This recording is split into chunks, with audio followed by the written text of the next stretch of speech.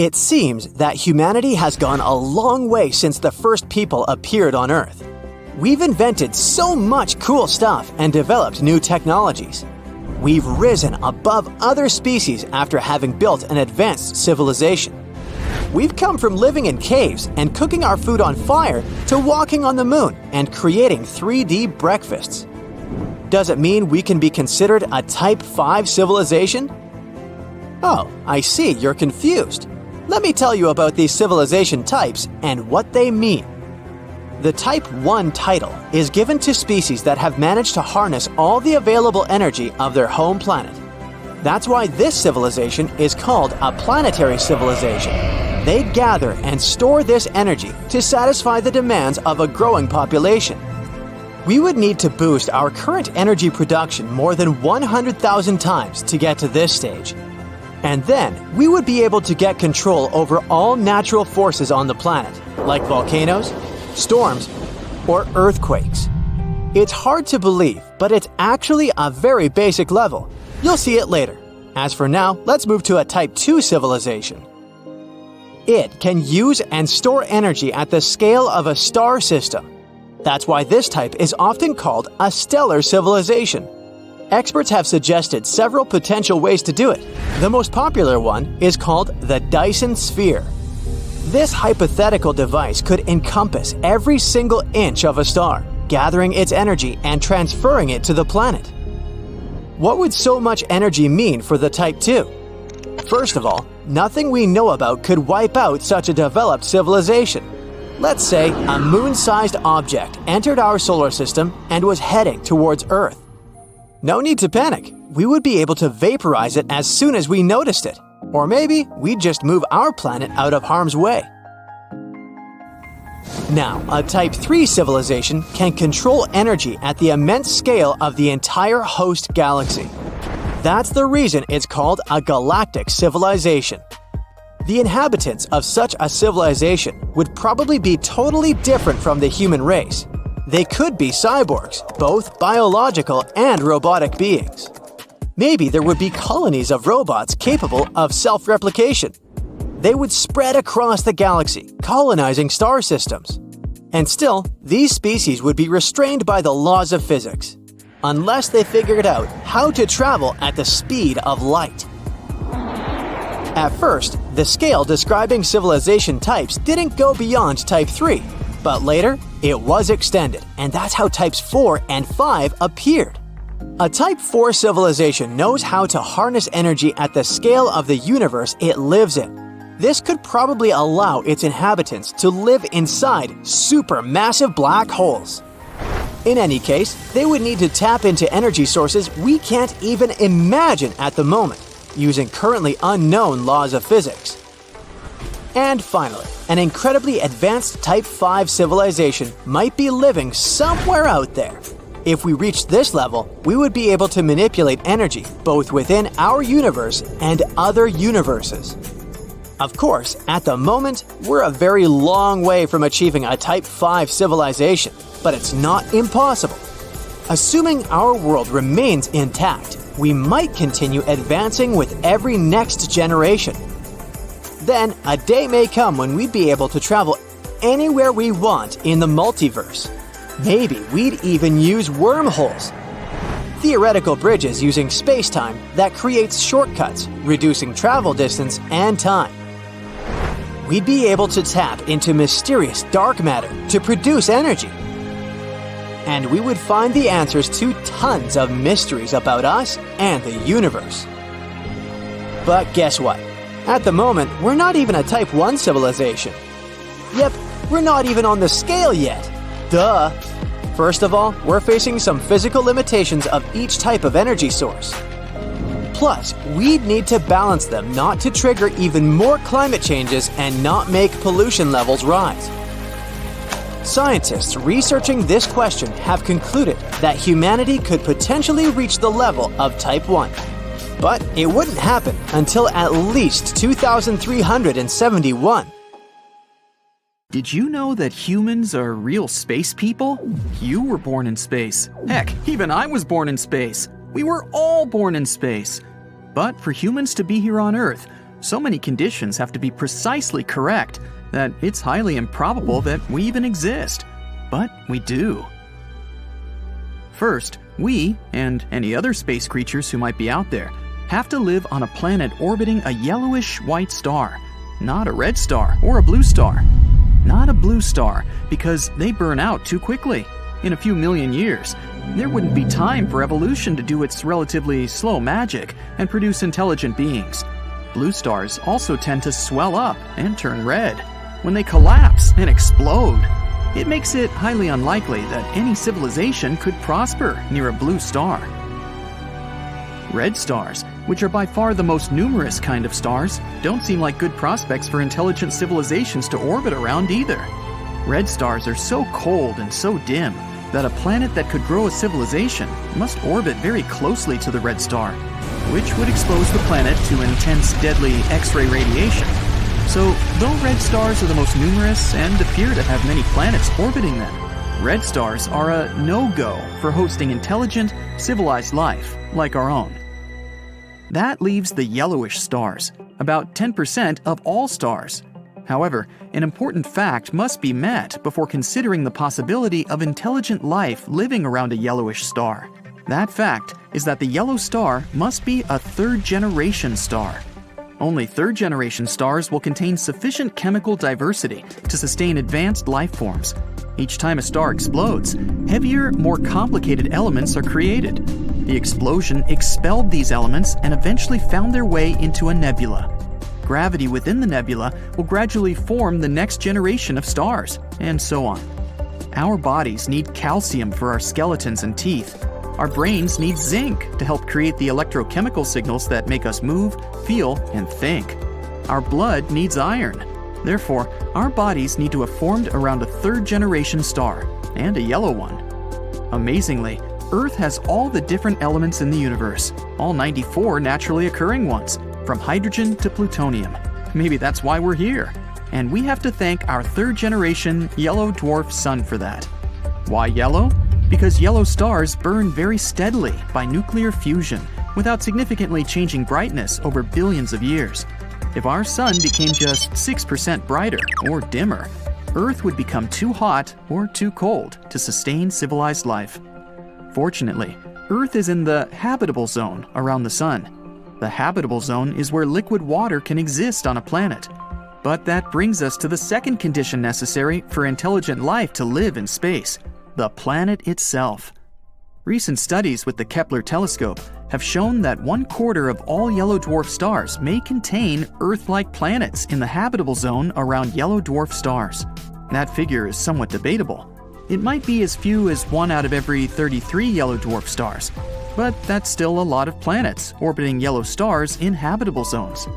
So let's consider the second essential component for intelligent life in space: the planet itself. The planet that would bear intelligent civilization must have many particular characteristics that aren't easy to come by individually, and even more rare to find in combination.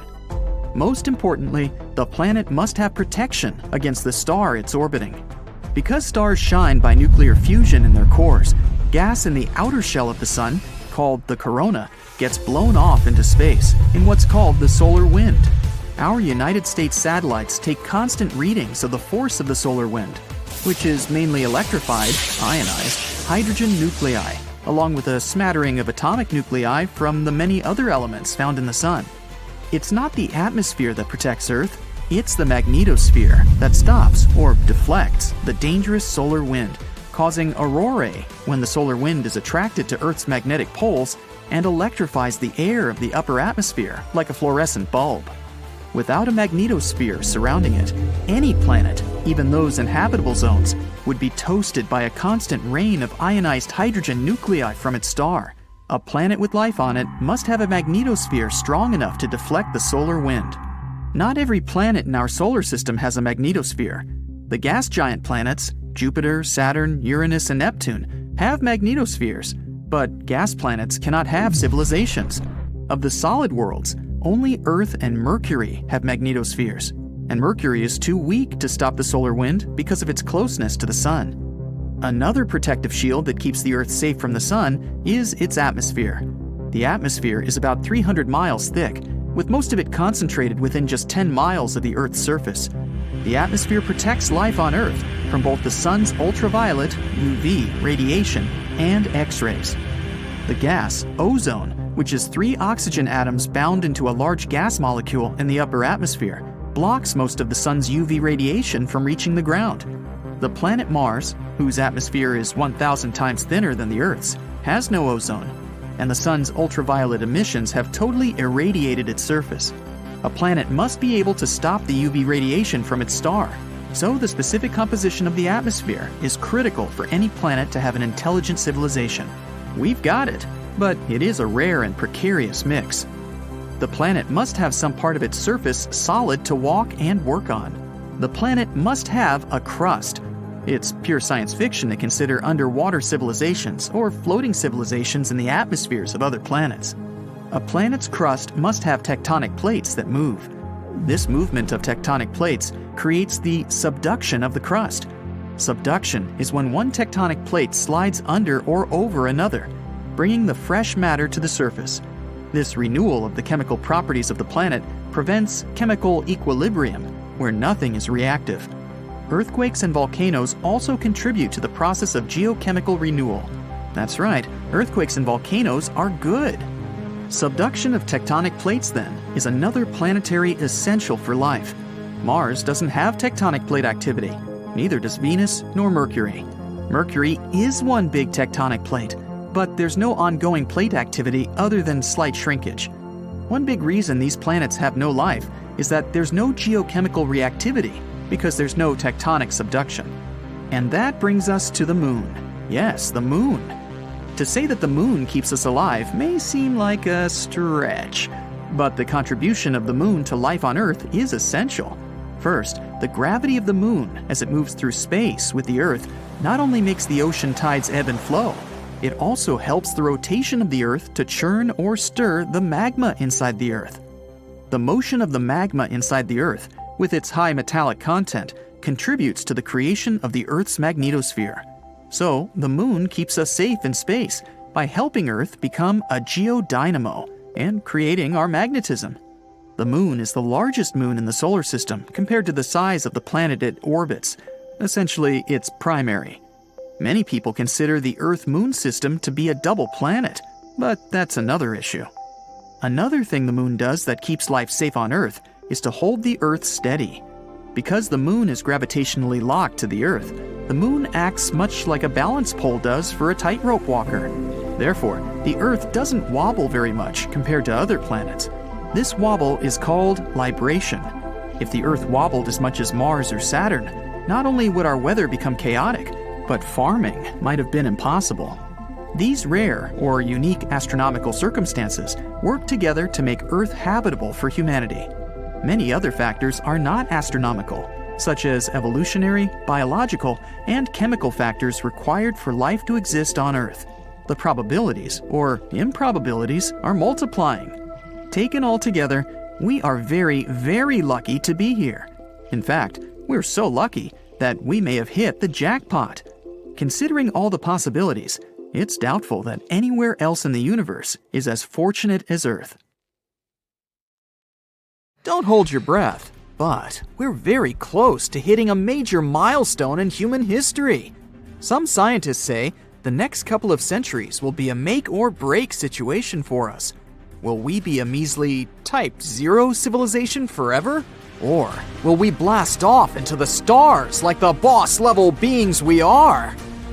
Don't know what a Type 0 civilization is? Let me explain. As our species gets bigger and smarter, our energy needs go through the roof.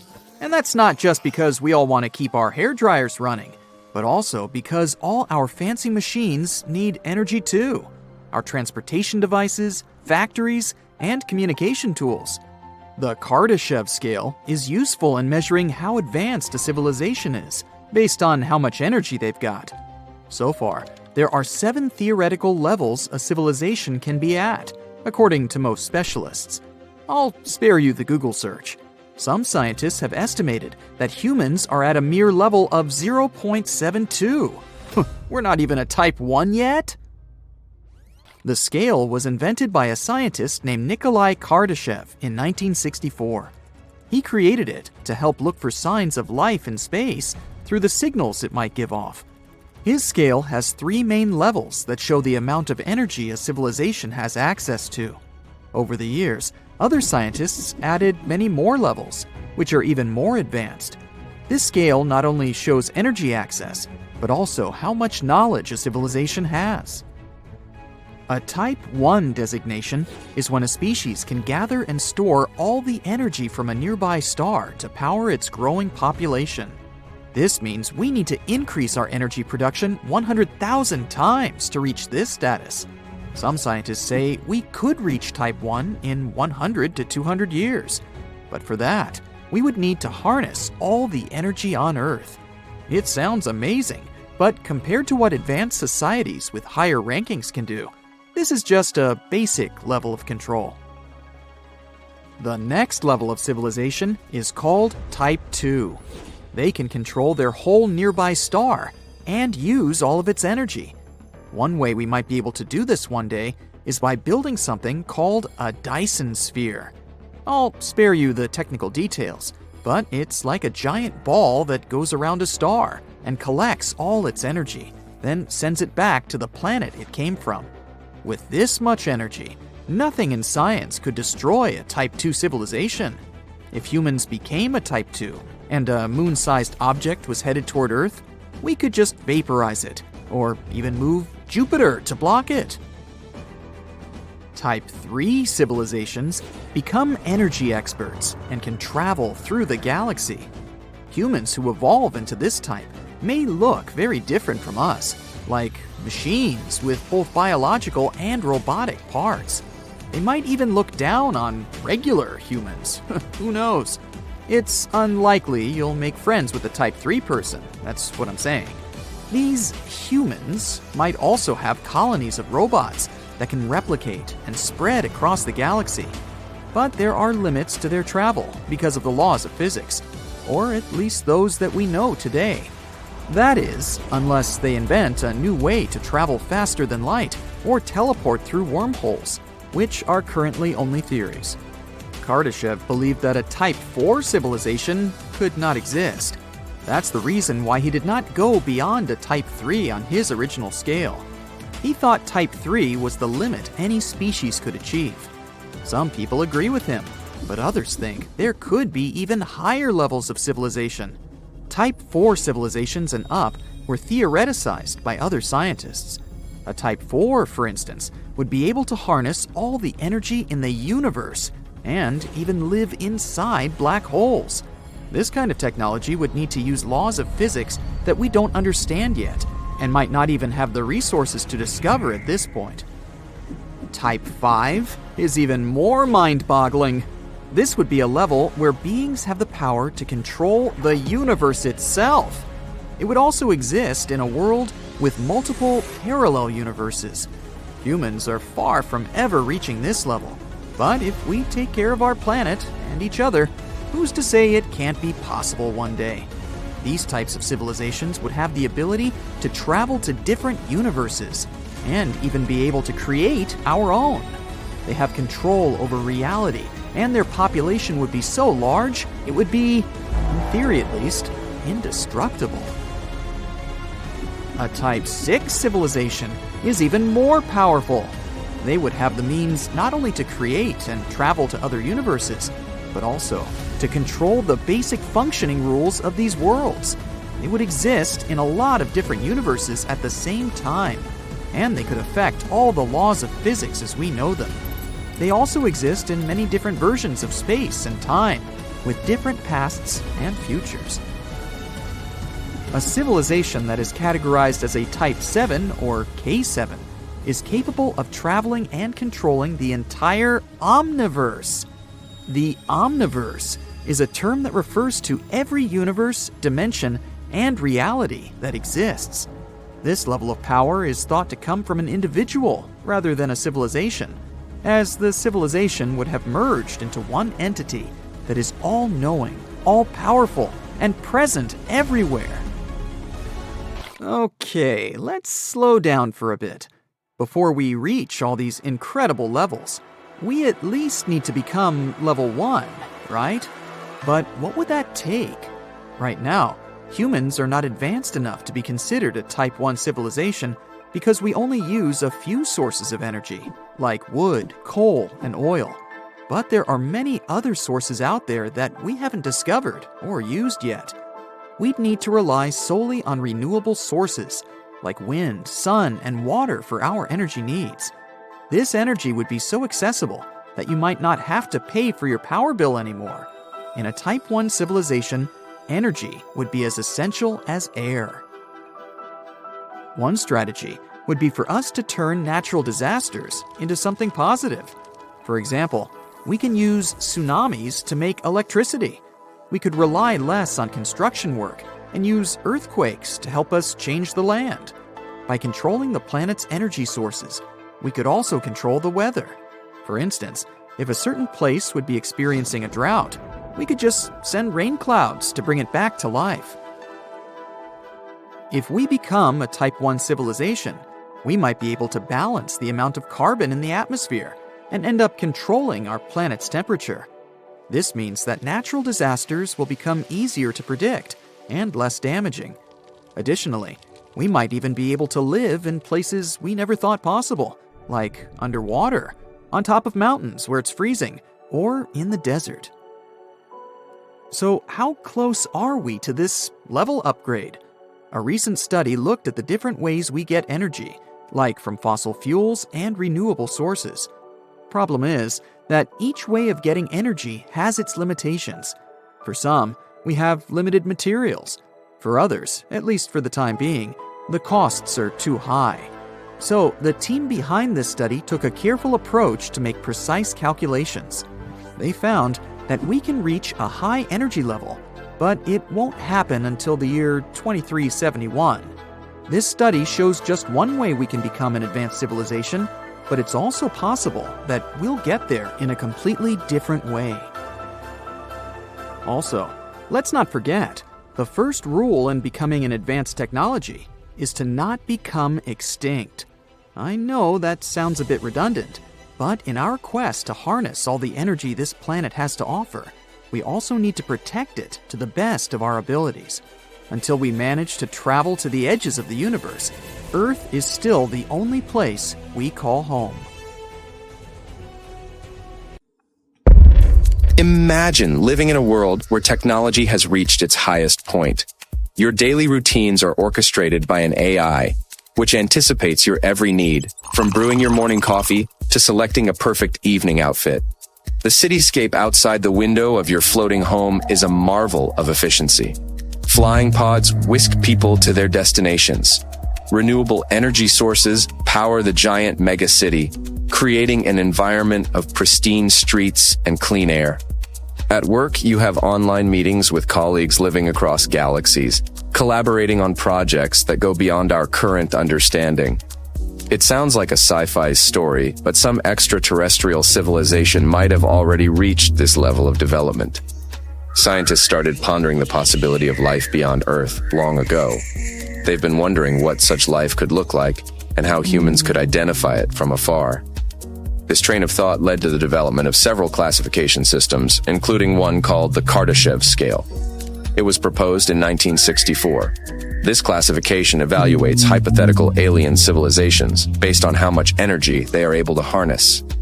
According to the scale, there are 3 types of civilizations. The first type is a technological level close to the current level of Earth.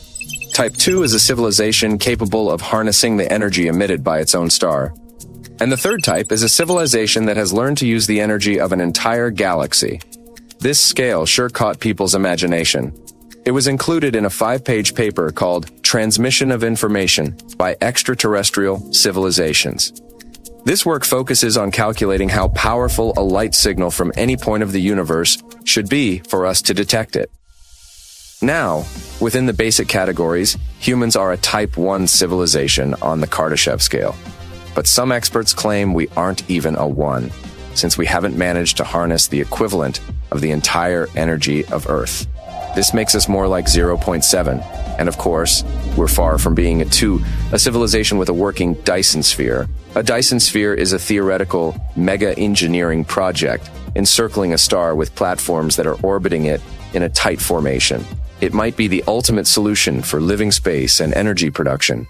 With its help, the creators of this ginormous construction could have loads of surface area for living and the ability to capture every tiny bit of solar radiation produced by their main star. As for a Type 3 civilization, it extracts fusion and exotic energy, information, and raw materials directly from their galaxy. This civilization is capable of space travel via wormholes, intergalactic communication via subspace, and galaxy-scale influence. They have supreme access to energy and are spread all over the universe. After millions of years of evolution, a Type 3 civilization may actually be AI superintelligences. Androids, cyborgs, and humans may be considered subspecies in such a highly advanced galactic society. In the most hopeful scenario, humans would have found a way to coexist with their AI masters. Or there might be no humans in that world whatsoever. This civilization might have already ascended into beings of pure energy, capable of controlling and directing machines to carry out all kinds of work. Now, back to the Kardashev scale. Even though it focuses only on technosignatures, it acknowledges biosignatures too, suggesting that each search should inform the other. The discovery of the simplest organism, for example, on one of Saturn's moons, could increase the probability that many Type 2 civilizations exist in our galaxy. At the moment, SETI is the main player in the field of looking for extraterrestrial civilizations. It's a combined effort of enthusiast scientists who focus on receiving and analyzing signals from space in the radio and visible light regions of the electromagnetic spectrum. It's looking for non-random patterns that have been likely sent deliberately by technologically advanced beings. The first modern SETI search was Project OMA in 1960. It used a radio telescope in Green Bank, Virginia. SETI uses targeted searches concentrating on groups of nearby sun-like stars. So how alone are we in our galaxy? Crickets. Yep, we're mostly alone out here. But are there other civilizations lurking somewhere out there in the depths of the Milky Way? Could they possibly have evil intentions and be a threat to us? Hey, like we need more threats. Well, hey, let's have some fun with this. Some theorists reviewed humans' history and past actions toward one another. No miscongeniality awards there. And assuming they were somehow like us, used this to calculate the probability of space invaders. They determined that there could be 4 evil civilizations in our galaxy. The 4 could be eager for intergalactic domination, or maybe just for a good game of dominoes. They could be highly advanced in technology, or they've only just invented an evil version of game consoles. To understand how advanced these cultures could be and what to expect, there is a way to define their threat levels. A method called the Kardashev scale analyzes intergalactic nations' possible abilities. With 3 different levels, it reviews the amount of energy a civilization could take from their star, indicating their tech level. This only includes those that have reached interstellar communication. So any other beings out there using, let's say, space pigeons will of course be excluded. Type 1 shows that they can harness the energy from the sun, but only from what is received within their own planet, like solar power panels. Type 2 is where they can use the energy directly from the sun, like through a Dyson sphere. It's used to harness all of the sun's energy, having been built entirely around it. And lastly, Type 3, where civilization can use all elements provided by the galaxy, with the power to not only harness the energy from stars, but also black holes, even the central supermassive one. These levels are important to assess how advanced civilizations could be out there. The Milky Way is estimated to be around 13.6 billion years old. Modern humans have only been around for the last 200,000 years, and we're only a Type 1. It's scary to imagine the time other beings have had to develop. We're considered a bit of a late bloomer in comparison.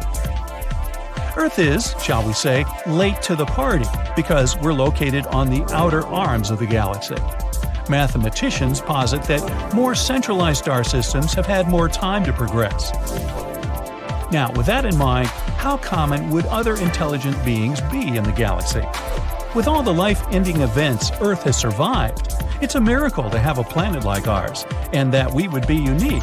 Or are we? Well, there are 100 trillion stars in our galaxy, and there are up to 200 billion planets, with an estimated 300,000 exoplanets capable of sustaining the kind of life we know about.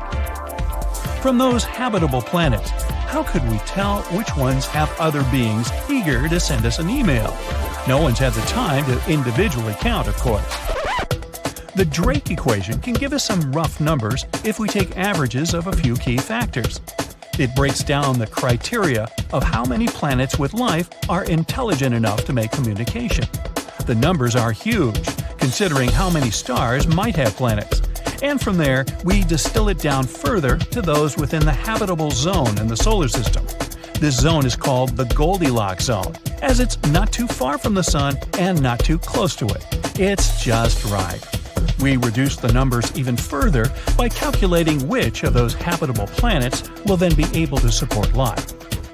And from those random places, the equation takes the probability of how many intelligent beings will be and if they are intelligent enough to communicate. The criteria is complicated, and so it's not an easy equation to explain. But from its estimate, there could be up to 100 million planets with intelligent civilizations. But just like with Earth's history or struggles, these civilizations may also have their own challenges. World-ending events should be thrown into the equation, like asteroids, solar flares, supervolcanoes, and supernova. They could also destroy themselves through technology, like AI dominance or nanotech, or by affecting their own ecosystems and running out of resources, or by just acting stupidly. If we take these into the equation, the remaining living civilizations could be around 15,000. But what could they possibly want from humans?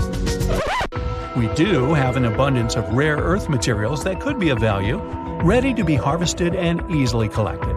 Besides an appealing vast amount of water they could suck dry, hydrogen is a required element of rocket fuels. Though these things aren't exactly rare in the galaxy and could be harvested easier from other closer solar systems or asteroids. Our technology might be intriguing to them. Our range of innovations on Earth, invented while being isolated in separate countries, help provide different technology paths around the world. Other civilizations could have followed a completely different route and didn't learn the importance of many things we have here on Earth, like karaoke. The same goes for applied sciences, where they may have evolved in different atmospheres with different elements. Their science would be mainly affected by that, and ours would provide them with more knowledge. Then, there's one of the rarest things in the galaxy, that Earth can support life. This would be very useful for an intergalactic traveler, rather than going through the long process of terraforming an unlivable planet. Why not just take it? With a cozy outpost, it would be a lovely little holiday destination when they need some time off from conquering other civilizations. Fortunately, they wouldn't be interested in eating us, or probably wouldn't have an appetite for anything on Earth. They would need to have similar biochemistry and require the same enzymes to process the molecules we're built from. Whew! But the most likely thing they would want is to remove any competition. The biggest threat to them is anything that would provide a challenge to their domination. But before you get too frightened by these evil civilizations, this was based on human behavior. It's possible that any beings out there could lack or avoid many of our human emotions. For instance, their capacity for anger might be limited, or they could have evolved without it. They could come from a world with a history so different from ours that they could be overly trusting, making us the bad guys. But again, they may also lack empathy and other positive traits we have. Well, let's hope they only have our nice traits. Luckily, there's a big thing that separates us from everything else. The galaxy is huge, and it takes a very long time to go anywhere, even to our closest solar systems. The fastest thing we've sent into space is the Galileo probe, which travels up to 100,000 miles per hour. Even so, it would take 72,000 years to reach the closest star system, Alpha Centauri. Still, with a newly proposed laser-guided probe that could travel at 1/5 the speed of light, it would yet take up to 20 years to make that journey. On a larger scale, the Milky Way is over 105,700 light-years across. If a civilization was even capable of light speed, it would take them hundreds of thousands of years to travel from one end to the other. With a huge distance between the small number of civilizations, the only successful contact would be through advanced interstellar travel. But to achieve such a long journey, the greater the mass to be accelerated, the more energy is required, so it's not likely anything too large will be sent. But they could travel here very quickly in a small shuttle, using the ability to break cosmic speed laws. They may already be here, watching us closely, or just binge-watching Netflix. They would need very advanced technology, and the number of species obtaining this is theorized to be only 2 out of the 15,000. That means there's a 1/100% chance of evil civilizations capable of visiting us soon. If they do know we're here, and they want something from us, it's likely to take them thousands, if not millions of years to arrive. So, we've got plenty of time to relax. Time for more bright side. They call it a Type 6 civilization. It's the final level of a futuristic scale that measures how advanced a civilization is. It's called the Kardashev scale. But who made this scale and why? And yeah, how does our human civilization rank on it? We owe the scale to Nikolai Kardashev. He was an astrophysicist and one of the best radio astronomers of the past century. He got interested in astronomy at an early age. The future scientist worked hard and earned his PhD in 1965. Then he published an academic paper that introduced the scale with his name. Fellow astronomers got interested and expanded Kardashev's scale. At first, the scale only had 3 types of civilizations. One of the people that modified the scale was Carl Sagan, the famous American science writer. The key word to understanding the Kardashev scale is energy. Possible societies from other planets are measured by the amount of energy their technology uses. The more energy a civilization is able to harness, the more powerful the signal it can send. This means we would be able to detect them first. The principle is quite simple. Imagine you were stranded on a desert island. If you manage to light a fire, there's a high chance a plane or a ship will spot you. But imagine you had a signal flare. It would go high in the air, so it would be easier for the search party to find you. Kardashev's scale measured transmission distance in theory. Think of this radio signal as the flare I've mentioned. The most technologically advanced civilization would be able to send the signal the furthest. The more energy a proposed civilization had, the more powerful it was. The famous astronomer decided to rank civilizations in this way. A Type 1 civilization is also called a planetary civilization. A suitable name, as this civilization only has the capacity to harness energy from its home planet. This includes the energy that reaches the planet, such as sunlight. Another form of energy is one the civilization can produce itself. Think of power plants, wind farms, and hydro plants. Sounds a lot like Earth, doesn't it? Yeah, not quite. You see, we are not even a proper Type 1 civilization. Carl Sagan ranked Earth as 0.72, not a full 1. In comes Michio Kaku to explain. This theoretical physicist is one of the best-known popularizers of science today. In his mind, a Type 1 civilization should be able to control the elements, such as volcanic eruptions and the weather. This also includes those nasty shakings of the Earth. Humanity can't even predict these, let alone control them. Ocean cities are another example of technological achievement. For now, underwater cities are something that we can only see in movies. That's why Michio Kaku believes that Earth won't reach Type 1 civilization for at least a century or two. This stage in the development of civilization includes the complete use of resources on the planet. From the energy of the sun to the minerals hidden underground. Then this society would be kind of ready to upgrade. A Type 2 civilization would expand its search for energy beyond the home planet. That's why this type is called an interplanetary civilization. In terms of scale, this would mean using 10 billion times more energy than a Type 1 society. Sagan made this calculation. It would involve more than collecting the sun's energy using solar panels. Yes, I'm talking about going directly to the source. In theory, the best way to achieve this is to use a Dyson sphere. This is an engineering project on a massive scale. The idea is to encircle a star, like our Sun, with orbiting platforms that would form a sphere. The goal is to harness the star's energy and use the platforms as living space. Sounds out of this world, right? Well, that's because it is. The megastructure got its name from the American theoretical physicist Freeman Dyson, who first proposed it back in the 60s. He believed that the sphere would be the way possible extraterrestrial civilization would generate energy. If we spot one in outer space, there is definitely an advanced society behind it. For humans, the Dyson sphere might become a reality in 1 or 2 thousand years. That's how far we are from becoming a fully fledged Type 2 civilization. That's a long time. I mean, 1,000 years ago, we were in the Viking Age, nowhere near the world we live in today. But wait till you hear how long it would take us to reach Type 3, a full 100,000 years. This civilization would go beyond its home and other planets. It would master entire galaxies. This far into the future, who knows if humanity would still exist? At least in the format we know of it today. Robots would probably be constructing Dyson spheres across faraway galaxies.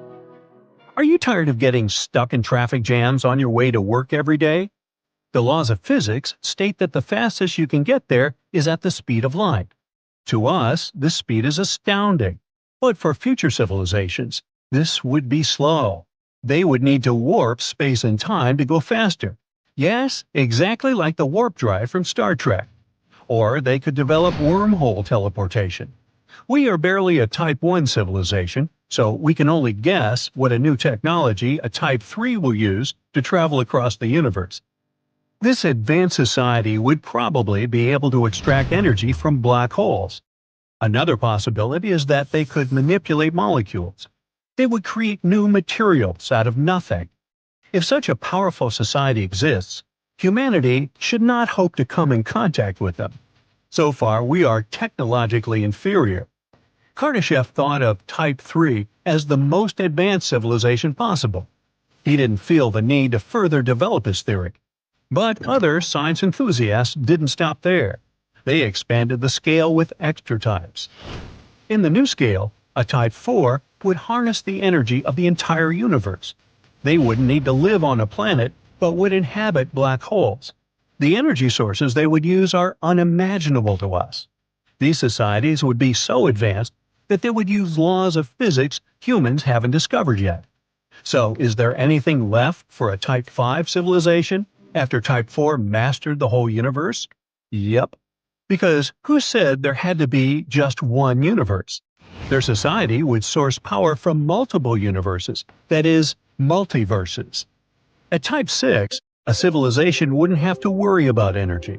It would be so advanced that it could create universes.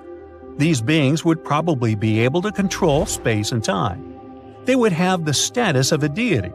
At some point, this civilization would probably become one entity, a supreme single mind that would control all existence. It would be the only one to understand what a more advanced type of civilization would look like. We Earthlings don't stand a chance of grasping the concept. But it's not all bad news for the inhabitants of the blue planet. We have the possibility to move up the scale. Kardashev made the scale to measure civilizations beyond Earth. He gave our planet only as a starting point. We are advancing slowly, but every new power plant humans build is a step closer to a proper Type 1. Scientists estimate that every time we increase our total energy supply by a quarter, we advance 0.01% on the scale. This occurs every 5 years or so. Not a huge push forward, but we're getting there. The key to reaching Type 1 and beyond is renewable energy. Every now and then, scientists discover a new source of energy. Geothermal energy and offshore wind power are just a couple of examples. Each time we find a new way to power our world, we get a step closer to a planetary civilization. So far, the energy of the Sun seems the most promising. There are already solar panels at the International Space Station. Have you ever wondered how cool buildings of the future are going to look? Well, hold on tight because artificial intelligence is here to revolutionize the world of architecture. AI is a great sidekick. It can give the architects incredible new tools to create mind-blowing structures that are not only stunning, but also eco-friendly and super efficient. So let's check what our beautiful future might look like. First of all, you know how cities can get crazy busy and overwhelming, right? Well, guess what? AI is here to save the day and make our cities super smart. Imagine you're cruising down the road in your flying car. Yes, we'll have those. Thanks to AI, the traffic flows like a dream. No more endless gridlock. The city knows where the most likely crime spots are and takes proactive steps to keep us safe. It's like having superheroes on every corner. And hey, forget about trash piling up. AI makes sure waste is managed efficiently, keeping our city clean and fresh. They can act as a city manager who can optimize everything from traffic to safety and even waste disposal. They can analyze tons of data from all sorts of places like sensors and social media. With all that information, they can help city planners make brilliant decisions that make our lives better. Okay, so you stroll down the street, and your eyes are instantly captivated by an extraordinary building. Its futuristic curves and features make it stand out from the rest. And it not only catches your eye, but also gives Mother Nature a high five. You might think it was designed by a genius architect, but little do you know it was actually a collaboration between humans and artificial intelligence. Imagine having a super smart design buddy who can whip up thousands of incredible building ideas in a blink of an eye.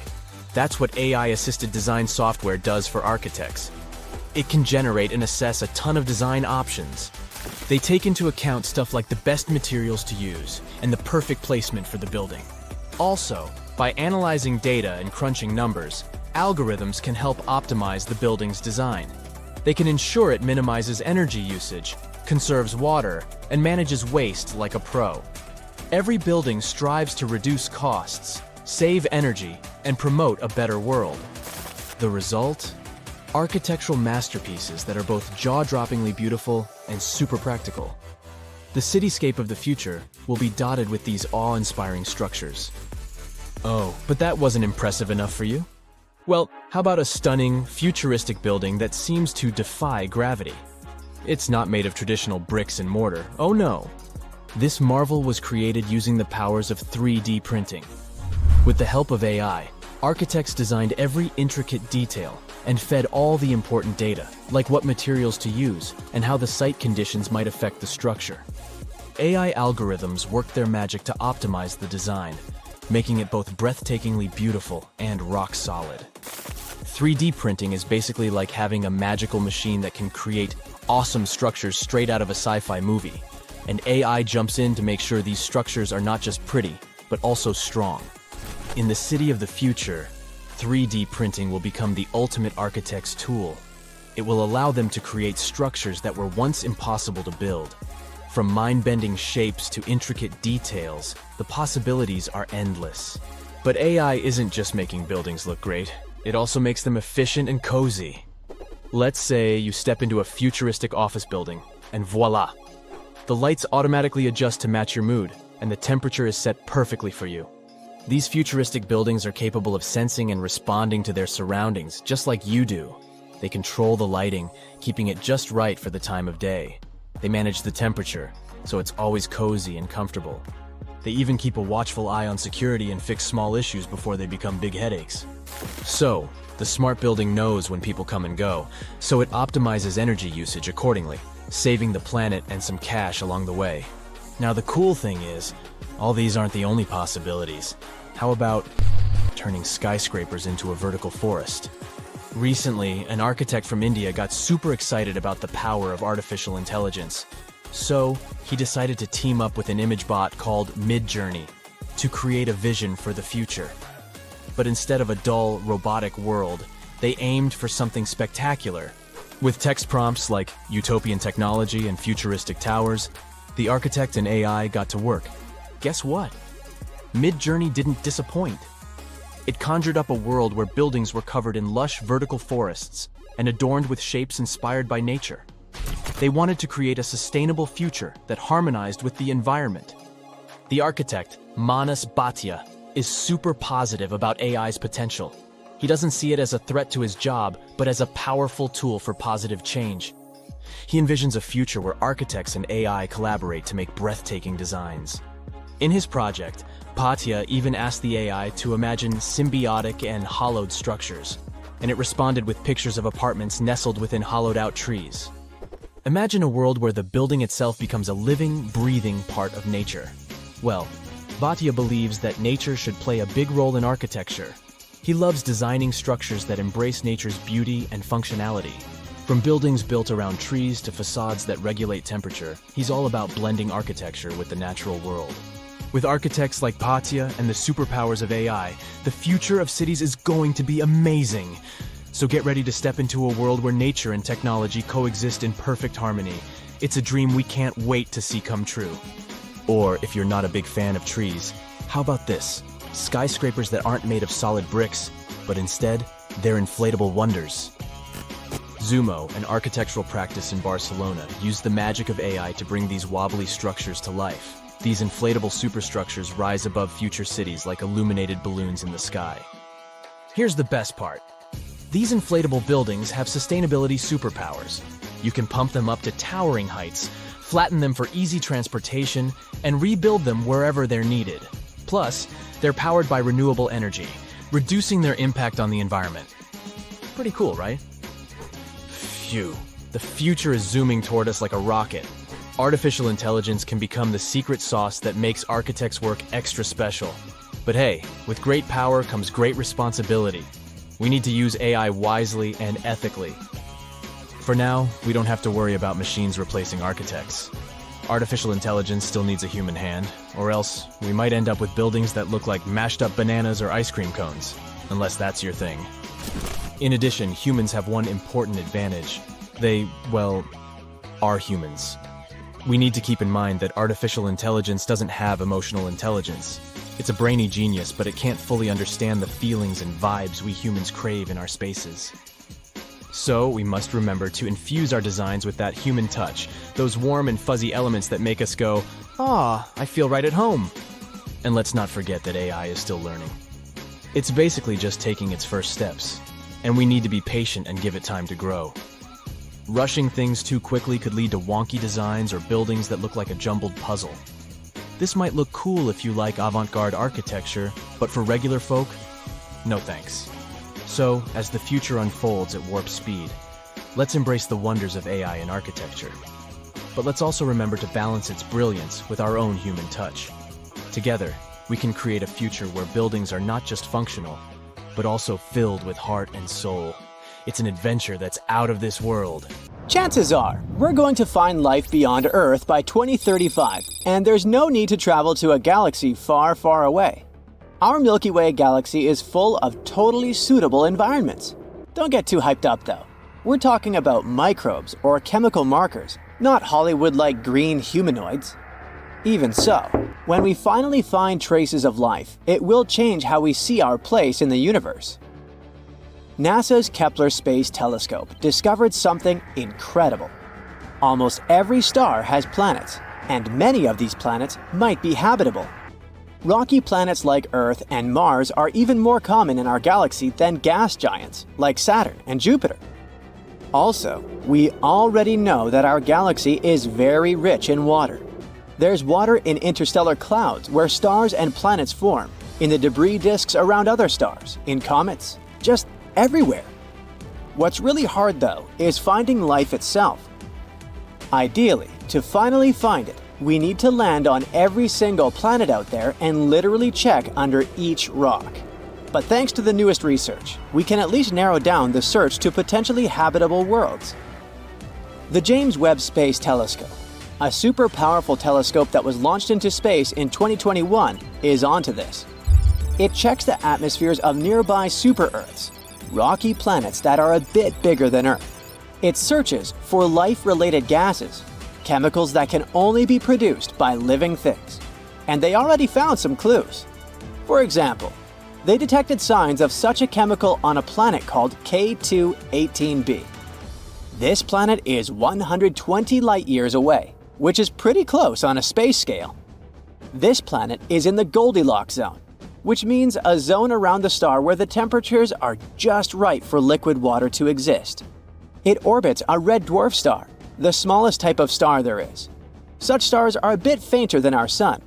It will take about a year to check if these hints of life are real. If so, it would mean that life is much more common than we previously thought. But even if it's not, there are 10 more Goldilocks planets on their list to study. The James Webb Space Telescope is a very cool tool, but it has limits. It can't detect small Earth-like planets due to their size. To fix this, NASA plans to launch another tool, the Wide Field Infrared Survey Telescope. This one will be even better at spotting such planets and life-related chemicals. And also, we have the SETI project. SETI stands for Search for Extraterrestrial Intelligence. This project has been on a hunt for extraterrestrial creatures since the 1980s. They also believe that we'll find signs of life within the next 10 years. Not so long ago, they started a super big and cool project. It's called COSMIC, and it uses an array of radio telescopes in New Mexico. You might have seen those in the movie Contact. COSMIC allows scientists to listen to hundreds of thousands and potentially millions of star systems at the same time. If there are any interesting signals, scientists can check them right away, instead of waiting for weeks or even months. The signals themselves are often very sudden and short, but COSMIC can detect even the shortest ones that last nanoseconds. COSMIC can also help with other research, like studying mysterious and unexplained fast radio bursts, or even dark matter. This is the biggest and most powerful tool for searching for extraterrestrial life we've ever created. But it's not enough to just listen. Why don't we reach out ourselves? NASA has sent some signals into deep space. In 2002, their Deep Space Network sent a signal to the Pioneer 10 satellite. But there was an obstacle in the path: a white dwarf star 27 light-years away from Earth. If there's a planet around this star, perhaps the signal reached them too. If there are any intelligent species there, we could receive a reply by 2029. The DSN keeps sending powerful transmissions into space. These signals will bump into 222 stars within the next 3 centuries. Maybe someday we'll receive a reply from somewhere far away. But why haven't we received a response yet? There are about 200 billion galaxies in the universe, each with around 100 billion stars. If just 1% of those stars had one planet, that's still 200 quintillion possible planets. And we can narrow it down even further. If the chance of them having life is 1 in a trillion, that would still leave us a few 100,000 planets. So, where is everyone? This is a famous question known as the Fermi paradox. The first possibility isn't that terrifying. It's possible that the universe is full of life, but this life isn't intelligent in our traditional sense. Some planets might have microbes, birds, or space dinosaurs. This is called the Great Filter Theory. It suggests that there are certain filters that life has to overcome in order to become intelligent, and maybe other species just haven't overcome them yet. Think about it. Life on Earth started in the ocean, then crawled onto land, diversified into many forms, went extinct in massive events 5 times, evolved again, and eventually led to humans. We built societies, developed healthcare, and only then started searching for another life. There's another idea called the Gaian bottleneck hypothesis, which suggests basically the same thing. While it might not be too hard for basic life to start, it's incredibly tough for that life to survive and thrive over long periods. Venus might have had oceans and Earth-like conditions too, but something went wrong. Its oceans boiled away because of a runaway greenhouse effect. Now it's sterile. Mars also had liquid water on its surface once, and both the Moon and Mercury had thick atmospheres for a short time. Meanwhile, Earth has had liquid water on its surface for almost its entire existence. It's super rare and remarkable for a planet to hold temperatures from 32 to 212 degrees Fahrenheit for millions of years. So, maybe it's a mistake to look for intelligent life, especially the one that uses the same technology as we do. It evolved under completely different conditions after all. That's also where the so-called Drake equation comes in. It's a formula that gives us a chance to calculate the potential of life becoming intelligent on a planet. To calculate the result, we need to know several variables: how many stars there are, how many of them have planets, the chance of these planets having life, and so on. Unfortunately, we don't know these numbers yet, and the result might be insignificant. But let's assume that there is at least one other intelligent species. Why haven't we met yet? There might be many reasons.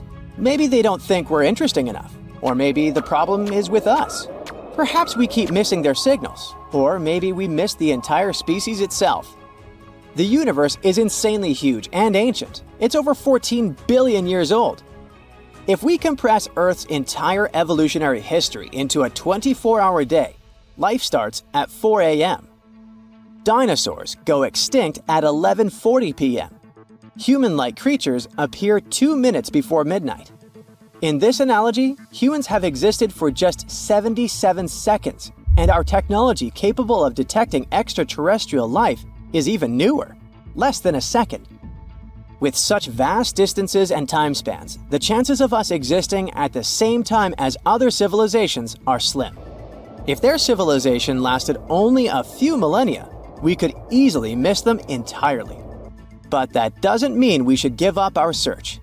Scientists were worried that Earth's radio signals had dimmed over time. But a recent study showed that it's actually the opposite. The numbers of our satellites keeps growing, and this makes our planet more detectable.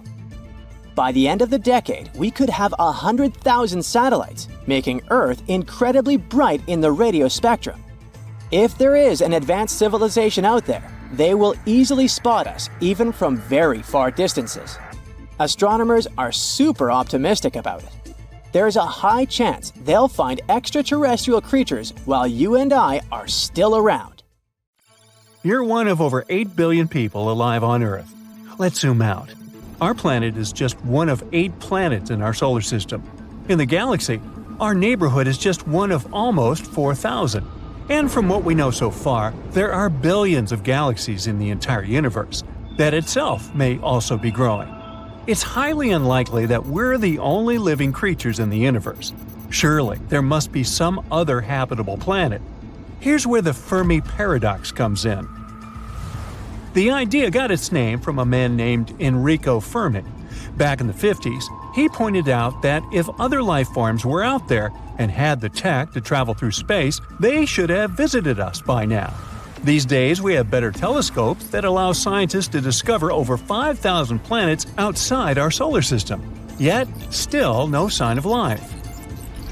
Throughout the years, there have been many suggested solutions to the Fermi paradox. These outer world beings may be just too far away for a friendly chat. We've seen it in movies, spaceships traveling between stars as easily as cars on a highway. But in reality, making a way through space is a slow and cumbersome process. Even our fastest rocket would take thousands of years to reach a nearby star. When you add in the vastness of the cosmos, it's like trying to find a living needle in the biggest cosmic haystack available. Now, we could just as easily be the very first civilization to emerge in the universe. It's a lonely thought, and it also puts a lot of pressure on us. If we're the only ones, we need to preserve life on our planet, not just for our sake, but also because if we fade away, all life fades away with us. The universe has been around for billions of years, but intelligent life like ours has only existed for a tiny fraction of that time. Maybe we're just early bloomers, waiting for someone else to catch up. To support this theory, a study was done in 2015 using the Hubble Space Telescope, and this is what it showed. Out of all the worlds that could sustain life, only 8% are as old as the Earth. The rest of them are too young and still haven't reached that point in their evolution for life to thrive. There could also be the possibility that our galactic relatives are watching us from afar. A scientist from another planet may be studying us as primitive life forms right now. He may not want to disturb us just yet, the same way we look at ants in an ant farm during science class. On that same note, maybe they're just not ready to interact with us because they've calculated a precise, perfect timing for our meetup. So they're lying dormant in a hibernation status. And they might be right to do so. Why rush into things when we've got all of eternity ahead? There's also the idea that our planet and us humans just aren't cool enough for others to play with, and won't be until we're evolved enough to be welcomed into the Galactic High School's senior class. Or perhaps life is more fragile than we believe. A 2016 study suggested that it's in the early years of a planet where life makes its way. That's when the planet is cool enough for water to form. But those conditions may not last long thanks to the greenhouse effect.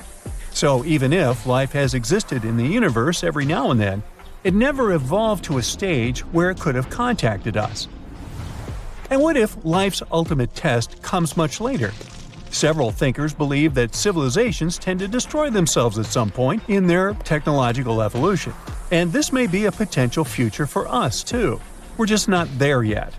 Maybe we'll come to build technology so smart and so powerful that it will overwhelm us, leading to our demise. Well, if it can happen to us, who's to say it didn't happen to other species in the past, on other planets? Amidst all these theories, there's one possibility that's both sobering and profound. We may truly be alone in the universe, forever. Perhaps the conditions for life are so rare that Earth is the only oasis in a vast desert of emptiness. The creepiest answer to the Fermi paradox has a name, though, and it's called the dark forest theory. It first appeared in the 1980s. According to it, the universe is a huge version of a haunted forest, and other types of creatures are out there playing a game of hide-and-seek. It's the expanded version of the survival of the fittest. History on Earth shows that less technologically advanced groups usually end up worse off when meeting more advanced ones. The huge differences in technology often lead to a situation where attacking first seems like the best option. If there's even a small chance that cosmic neighbors might harm us, destroying them first could be our only hope. So if the galaxy is full of advanced life, it's smart for us to stay quiet and avoid contact. Other civilizations would probably reach the same conclusion. Even peaceful ones might feel forced to attack to survive. That's why some scientists criticize the idea of sending messages out there and think searching for them might be pointless. But this idea isn't new. A story from the 40s called First Contact describes humans meeting other types of civilizations for the first time. The two groups became friends but can't risk letting each other find their home planets. They'd rather destroy each other than risk their safety. Another story, The Forge of God, talks about the danger of our signals reaching hostile species. It compares Earth's broadcasts to a baby's cries attracting wolves. It suggests that we might be in danger because of our naivete. The dark force theory was also explored in a radio play called Calls from Far Away. It shows how discovering otherworldly life on Pluto changes people's views. Some claim the news is fake, others try to understand the reality that we're not alone. But it also suggests that maybe we should focus on our own problems instead of reaching for the stars. If that doesn't sound scary, this will. We've been sending signals of our existence into the cosmos for decades now. By now, any potential civilization within 100 light-years of us might be getting our signals, and if they're advanced enough, they'll know exactly where to find us. If there's any reason why we need to hide from them, it's already too late. Galactic cousins aside, we do need to continue our research for habitable planets for a more pressing reason. Our cozy Earth won't be here forever. When our star fades, all life within the solar system will fade with it. Current estimations claim we've got about 1.3 billion years left before our planet becomes uninhabitable. It will become too hot for water to exist, and without water there is no life, at least not as we know it. So, it begs the following questions. What if there are other types of creatures out there that don't need water to exist? Our type of life needs water because it acts as a solvent. It's an environment where various chemicals can interact with each other to generate something that lives. Some new piece of research suggests that there may be a substitute for water out there in the universe – carbon dioxide. At certain temperatures and under a certain amount of pressure, it acts the same way, allowing chemicals to mingle. If that's true, then our list of known habitable planets would increase dramatically. Sure, we humans will probably never be able to survive on their surface, but other creatures may have evolved to do so. One planet that may feature these weird life conditions is closer than we think – Venus. Its atmosphere is made out of 97% carbon dioxide. It's also very hot and has enough pressure to sustain this theoretical model. Our solar system is full of mysterious objects that come from, well, everywhere. In October 2017, researchers in Hawaii spotted a mysterious thing that they dubbed Oumuamua. This means a visitor from a faraway land in Hawaiian, or that's a really big cow. It followed an escape orbit. It literally escaped from its planet's gravitational pull, like throwing a ball into space, never to return. This meant that this weird thing arrived from somewhere outside of our solar system. There were tons of theories about what it was, from a simple asteroid to an extraterrestrial spacecraft. Scientists even thought it was a chunk of nitrogen ice from a Pluto-like planet. Its strange shape only added to the mystery. The big changes in the light curves showed that this thing could be either elongated like a tube or more flat like a pancake. This thing was unlike anything we've seen before. Oumuamua didn't behave exactly like a comet or an asteroid. Comets are icy and form bright tails when they pass near the sun, while asteroids are basically just rocks and don't form tails. Oumuamua has no tail and doesn't release gas, like me. But it's not your average rock either. Its surface is very shiny, almost like polished metal. When it passed by the sun, it sped up, like it had a rocket on it. And it wasn't the sun's gravity that gave Oumuamua the sudden boost. Scientists aren't sure what caused it. So what in the world was that thing? After years of study, scientists now think that Oumuamua is probably a comet with frozen hydrogen on its surface. This hydrogen reacted with sunlight, speeding up the comet and changing its path. Oumuamua likely got all that hydrogen from being exposed to tons of cosmic rays for a long time. It got some nice red tint from them as well. Oumuamua was a visitor from a young, chaotic solar system where collisions and migrations happen all the time. Such systems often toss many small objects around. It might have been pushed out by a planet like Jupiter, whose gravity is so insanely strong that it can fling huge things into outer space. The same thing often happens with comets here. Oumuamua already left our solar system, although similar objects visit us sometimes, about once per year. To learn more about these mysterious guests, astronomers plan to send a probe to chase Oumuamua. We'll use Earth's and Jupiter's orbits to slingshot it fast enough to catch up with the comet. But some of the unexpected visitors stayed a bit longer. In October 2019, NASA's Hubble Space Telescope took a picture of a bluish comet trailing dust and gas. It was already in the solar system at the time, around 260 million miles away from Earth, somewhere between Mars and Jupiter. We saw the glowing dust surrounding it, but we couldn't yet see its nucleus since it's way too small. Well, small is relative here. The thing is about 3,200 feet across, which is like the length of 9 football fields. In March 2020, Hubble images showed that a small fragment of the comet broke away from the nucleus. That means that the comet is very active, unlike Oumuamua. As we observed it further, we found that the nucleus is a loose mix of ice and dust particles. Its surface is also very similar to others, with rough areas and smooth blankets of icy, dusty debris.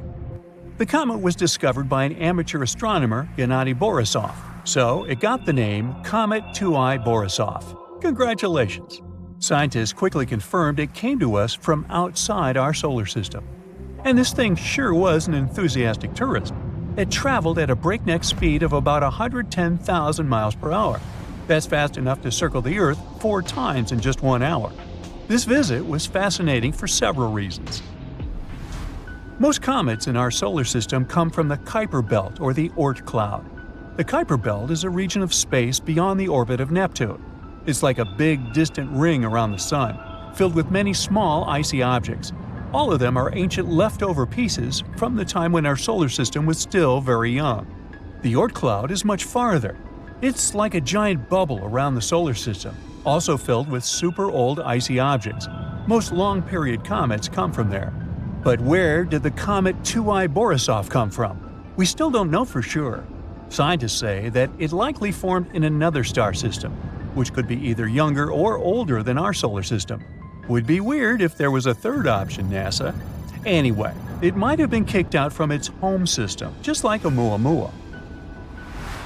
Although Comet 2I Borisov is too small to hold on to its own atmosphere, it developed a coma when it approached the Sun. Now, coma is a funny name for that beautiful glowing cloud of gas and dust that surrounds the comet's nucleus. It forms when the Sun's heat causes the comet's ice to vaporize, releasing dust and gas into space. This one was friendlier than Oumuamua and gave us some more time to study it. As a result, we learned more about its cool, unique traits. For example, it had never interacted with another star. But, unfortunately, Borisov had to leave too. Now it's on a path that will take it back into interstellar space. However, there are many more visitors to come, and you might have heard of this one. The Great Comet of 1996. That's what we call the comet Hyakutake. It was also named after the astronomer who discovered it, Yuji Hyakutake. In a beautiful coincidence, it was discovered on New Year's Eve. On March 25, 1996, this thing passed by incredibly close to Earth, only about 0.1 astronomical units away, a bit farther than the Moon. It passed over the North Pole. This made it one of the closest comet encounters in 200 years. It was visible worldwide, and it looked very bright and beautiful in the sky, stretching out widely. And it didn't stay for one night only. It got more and more visible during March, becoming one of the brightest objects in the night sky by the end of the month. The comet only fully faded by the end of May. It's a long-period comet, which means it takes hundreds of years to orbit the Sun. The last time it visited was about 17,000 years ago, and now its orbital period increased to 70,000 years. But don't be upset, there are other comets that will brighten our days and nights. Besides, some space objects prefer to stay around for longer. Now, there's this asteroid with a multisyllabic name that, to pronounce, is above my pay grade. This name in Hawaiian means the mischievous one of Jupiter. Luckily, scientists had mercy on us and dubbed it BZ. Hey, speaking for all the other narrators, thank you. It's a small asteroid, only about 1.8 miles in diameter. You can guess from the name that it shares an orbit with Jupiter. But there's a cool catch. The asteroid moves in the opposite direction, which is known as a retrograde orbit. The unusual asteroid was discovered on November 2014. It orbits the Sun for about 11 years and 8 months, sometimes passing inside and outside of Jupiter's orbit. It's been this way for at least 1 million years, and it will remain so for about 1 million more. But why does it move so unusually? BZ might actually be an interstellar immigrant. Perhaps it passed by our solar system about 4.5 billion years ago, around the time when the Sun was just forming. Then it got captured by gravity, but saved its opposite orbit. Or maybe it came from the Oort cloud. Then it could get its weird orbit from the mysterious planet 9, a hypothetical planet that's believed to exist in our solar system far beyond Jupiter. In any case, this asteroid gives us more insight into the history of the solar system and how organic materials can travel to us from outer space. Now, at any given time, there are thousands of objects in our solar system that come from outer space. They stay here for different lengths of time, but sometimes we get lucky, and they end up teaching us a lot about interstellar space. Imagine that it's the year 2025, and our planet has completely changed. Rising sea levels, extreme weather, and the ocean becoming more and more acidic are just some of the problems people have been dealing with for years. But in one of the world's largest coastal cities, the situation has become too serious. It was a sunny day in June when a massive earthquake shook the city to its core. The ground beneath people's feet heaved and shook, and buildings swayed dangerously. People ran through the streets in panic, trying to find safety. But as soon as the ground settled, the inhabitants of the city realized the real danger. A wall of water, almost 100 feet high, was rushing toward the city, propelled by the force of the earthquake. The tsunami hit the city with unimaginable force. Entire neighborhoods were wiped out, and thousands of people lost their lives. But here's where things get interesting. In the aftermath of the disaster, the city's authorities realized that they couldn't just rebuild the city as it was before. They needed to be better prepared for the next potential disaster. And so they came up with an incredibly ambitious project to build an underwater city. The goal was to create a self-sufficient, sustainable city beneath the ocean's surface that could withstand any natural disaster. The underwater city would be powered by renewable energy, using tidal power and underwater solar panels. It would be designed to withstand extreme weather and would have its own emergency response systems. The project attracted some of the world's top scientists, engineers, and architects. They worked tirelessly to design the city and carefully considered every aspect of the project. The underwater city would have everything that a typical city had, from schools and hospitals to stores and restaurants. There would be underwater farms where fish and other marine creatures could grow. The city would even have its transportation system, advanced submarines, and underwater tunnels connecting different parts of the city. The project became a shining beacon of hope for people. It showed that even in the face of disaster, we could come together to create something amazing. But as time went on, the project no longer seemed so perfect. The cost of the project turned out to be higher than planned. There were also concerns about how long such a project would exist. After all, the ocean is very unpredictable. And still, the team of scientists and engineers never gave up. After years of trial and error, they finally created the perfect underwater city, a marvel of engineering, a self-contained ecosystem that could sustain people indefinitely. The buildings were constructed from a material that could withstand the immense pressure at the bottom of the ocean, and the city itself was powered by a network of advanced hydroelectric turbines. It wasn't long before the first wave of colonists arrived at the underwater city. There were different people in this group, and each of them had their own reasons for choosing to live in this new world beneath the waves. Some were adventurers seeking a new world to explore, while others were hoping to escape natural disasters raging on dry land. But despite their differences, all these people shared a common goal: to build a new society, one that was in harmony with the natural world. The underwater city flourished, and new discoveries were made every day. The colonists developed new technologies and ways to tame the power of the ocean. They learned to farm the sea and started cultivating underwater gardens that provided them with a steady food supply. But living underwater was challenging. People felt isolated and even claustrophobic. The situation came to a head when a group of activists started to protest against the city's expansion plans. They argued that the underwater city was a threat to the environment it was meant to protect, and that the colonists should focus on reducing their impact on the delicate underwater life. The protests sparked a heated debate among the colonists. Some of them argued that the survival of the city depended on its growth and expansion. Others claimed that the city needed to prioritize the protection of the environment above all else. In the end, a compromise was reached. The city would continue to expand, but the main priority would be sustainability and a responsible attitude to nature. The colonists would do their best to reduce their impact on the environment by using new technologies and following strict conservation rules. And they would also remember the importance of protecting the ocean and its fragile ecosystem.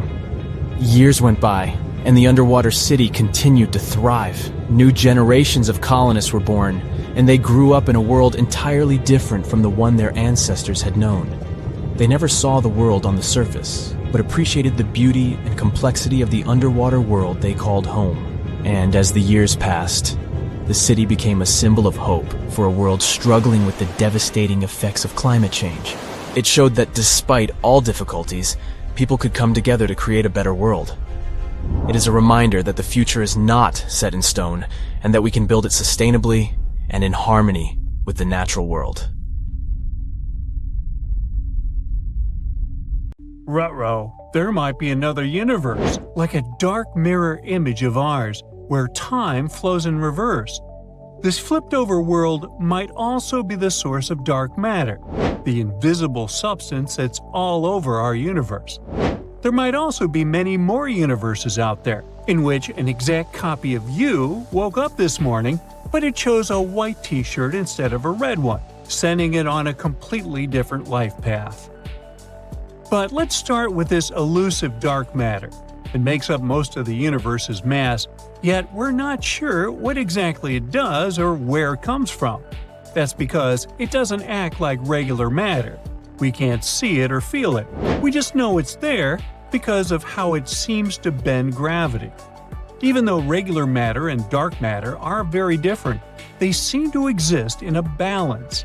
Some scientists think this must be connected somehow. A new theory suggests that for every way regular matter moves, there's a mirror version of it in the world of dark matter, like a bridge connecting the two worlds.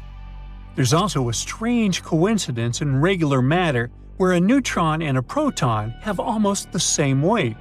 This allows them to stick together and make atoms stable, making everything that we can see with our eyes exist. If protons were a bit heavier, there would be no balance and atoms wouldn't form. In the dark mirror universe, maybe things happen differently. Maybe in there, the equivalent of a proton doesn't bind to other particles, leaving behind lonely neutrons, which could be the source of dark matter. This theory also suggests that dark matter might have its own chemistry, like dark atoms and a dark periodic table. For the longest time, scientists believed there was just one type of dark matter. Although these particles are similar in some ways, like being almost invisible, they may vary in their sizes, speeds, and how they affect regular matter. If this idea is right, it means there could have been interactions between our universe and the dark mirror universe in the past. Studying how elements formed in the early universe might give us clues about this. The idea of a flipped world has sparked curiosity and even some confusion in the scientific community in recent years. Astronomers use a theory called the Lambda CDM model to explain the composition and behavior of our universe. According to it, most of the universe is made of two things: dark energy and dark matter. Dark energy is like the pushing force that makes the universe expand faster. Dark matter is this invisible thread that pulls things together with its gravity, acting like a universal glue. Regular objects, like stars, planets, and comets, only make up a small part of the mix. The model also tells us about the Big Bang, and how everything started from a hot, crowded beginning, and how the universe has been growing and changing ever since. While this model seems to be correct in many ways, it doesn't explain all cosmic phenomena. If you were to draw this model on a piece of paper, it would look like a series of flat pancakes stacked on top of one another. Each one of the pancakes represents a rendition of the universe at a certain point in time.